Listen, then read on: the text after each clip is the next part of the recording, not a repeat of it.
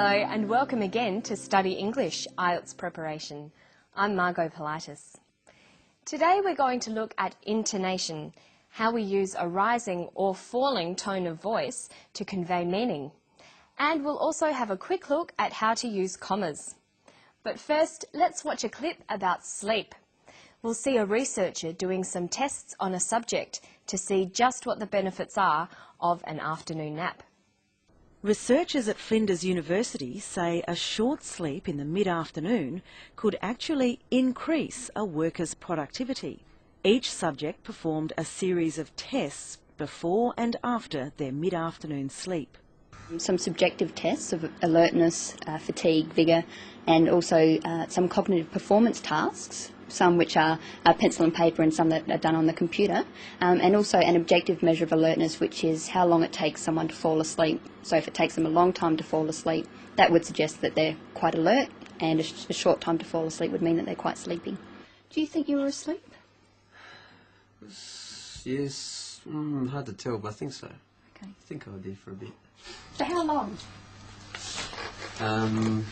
Felt like probably a couple of minutes, I reckon. Yeah. I want you to do exactly the same thing now. So I want you to start here. So I Okay. want you to go as quickly and accurately as you can until I tell you to stop. All right. So in that clip, we heard a researcher talking to the subject of her tests. You'll notice her intonation changed a lot. Intonation refers to the changes in pitch in our voice as we speak, whether our voices go up or down. Intonation is very important to learn. It has many functions in a language. It conveys emotion. We can tell immediately listening to someone how they feel. Someone can sound happy or sound sad. Hello, how are you? Hello, how are you? Intonation also conveys meaning. It lets the listener know whether something is a question or a statement, or it can indicate different levels of certainty or uncertainty. Hello, are you well? Hello, are you well? Learning intonation is especially helpful for learning to ask questions and indicating what sort of answer we expect. Watch part of the clip again and listen closely to the intonation as the doctor talks to her subject. Do you think you were asleep? Yes, hard to tell, but I think so. Okay. I think I did for a bit. For how long? Felt like probably a couple of minutes, I reckon.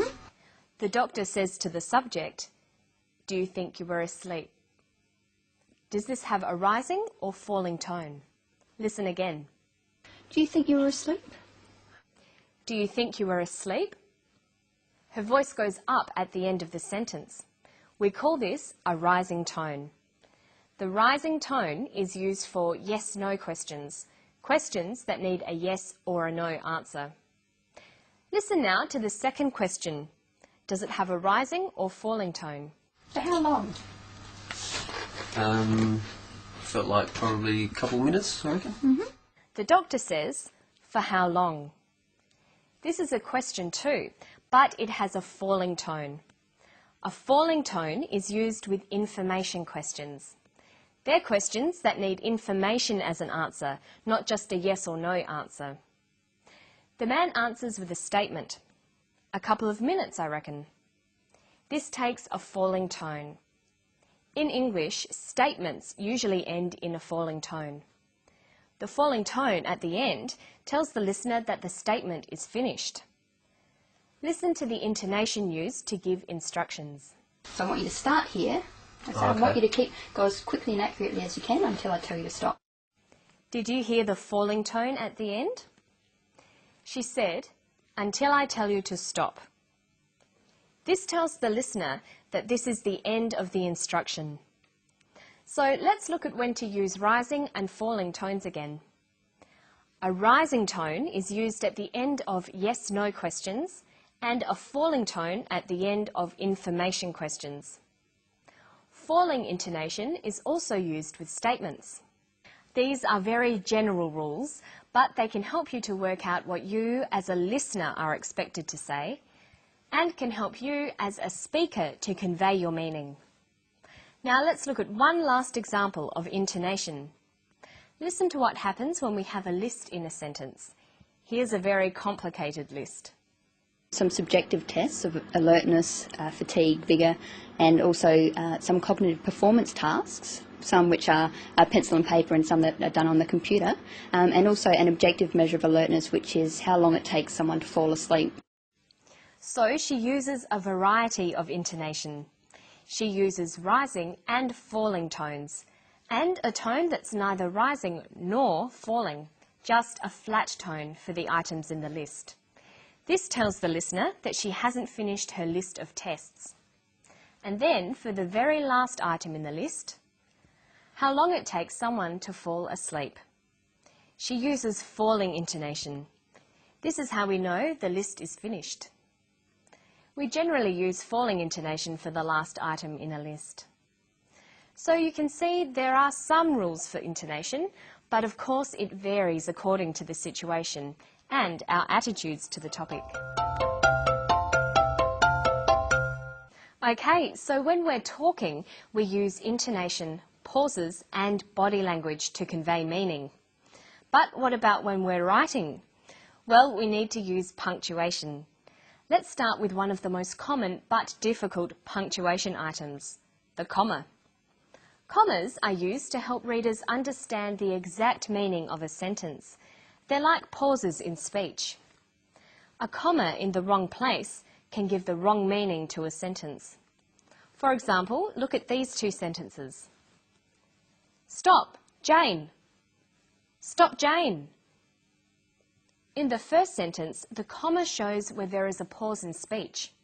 Stop, comma, Jane. And this tells us that the speaker wants Jane to stop. In the second sentence, there is no pause and no comma. Stop, Jane. With no pause, we know that the speaker is telling someone else to stop Jane. Let's look at some rules about using the comma. First, commas are used to separate items in a list.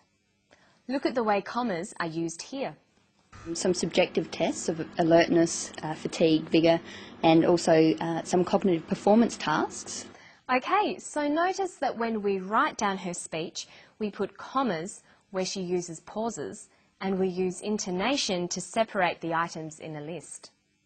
We write alertness, comma, fatigue, comma, vigour. We read this as alertness, fatigue, vigour. Adding a comma between items in a list tells us clearly how many different items there are. A second use of commas is to separate clauses in a sentence. We use a comma to separate dependent and independent clauses, but only when the dependent clause is first in the sentence. This sounds complicated, but it's not really. Here's an example of a dependent clause, because he was very tired, followed by an independent clause, he went to bed. Notice that we use a comma. Because he was very tired, comma, he went to bed. But let's swap the clauses around. He went to bed because he was very tired.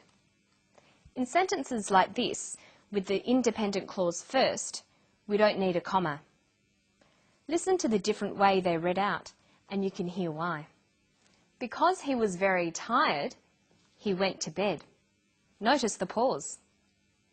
He went to bed because he was very tired. There's no pause. So sometimes when you're writing, it helps to think that if there's a pause, you might need a comma. And that's where we're going to pause today. Hope you enjoyed Study English. I'll see you next time. Bye-bye.